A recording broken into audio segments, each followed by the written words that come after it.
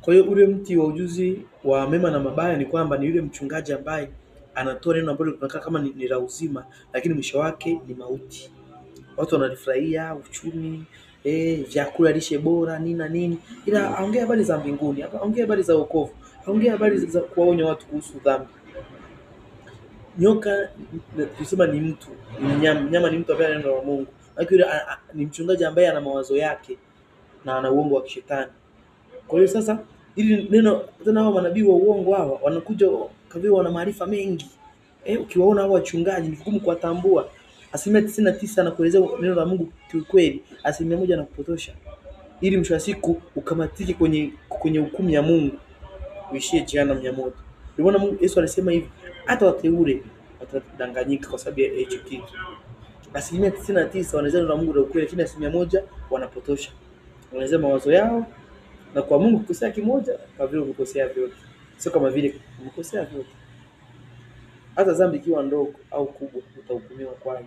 Na utaweza tena mbinguni. Kwa hiyo lazima tutafute kwa bidii kuwa wakamilifu na watakatifu. Inawezekana, sababu Yesu amesema kwenye Zaburi, watu duniani ndio wanaopendezwa nao. Kwa hiyo tunaona mchungaji wa kwanza kama Adamu, ile miti na yeye aliruhusiwa kula, hata kwa kula neno kutoka kwa watumishi wale ambao amewatengeneza kwa neno la nini? Kwa neno la uzima. Ndio maana kwanza anaruhusiwa kwenda kula nini?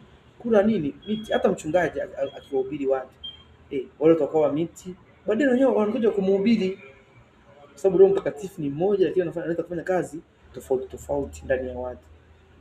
Tukienda sasa, tunaenda kwenye Mwanzo sura ya kwanza. Hapo mwanzo Mungu aliziumba mbingu na nchi.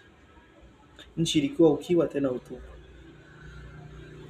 Maji yalikuwa juu ya uso wa nchi, na Roho wa Bwana alikuwa ametulia juu ya uso wa vilindi vya maji.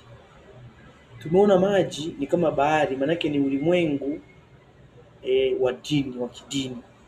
Sasa Roho wa Mungu alikuwa ametulia juu ya uso kwa sababu alikuwa na sehemu ya kushukia, kwa sababu Roho wa Mungu huwa anaingia ndani ya mtu mwenye neno la Mungu. Kama hao watu wamechafuka, ni bahari, maana yake ni changanyikeni, yani ni maji ambayo sio pure. Kwa hiyo ni kama ni mchanganyiko wa madini na madhehebu na maimani. Mtu alikuwa anamwamini Mungu, baadaye akamwacha Mungu. Sasa Mungu alipoanza kuumba maji, alipoanza kuumba siku ya kwanza, tunamuona mpaka siku ya 6 akaanza kuyatenga yale maji ya chini na ya juu. Maana yake akaanza kutofautisha maji ya chini neno la uongo, maji ya juu neno la kweli. Ndio ile bahari ya kioo ambayo tuliona kule mbinguni, yale maji ambayo walikuwa wanajitakasa watu kwenye mabarasi, kwenye ile bakuli ambayo ipo kwenye hekalu. Tunaendelea hapo.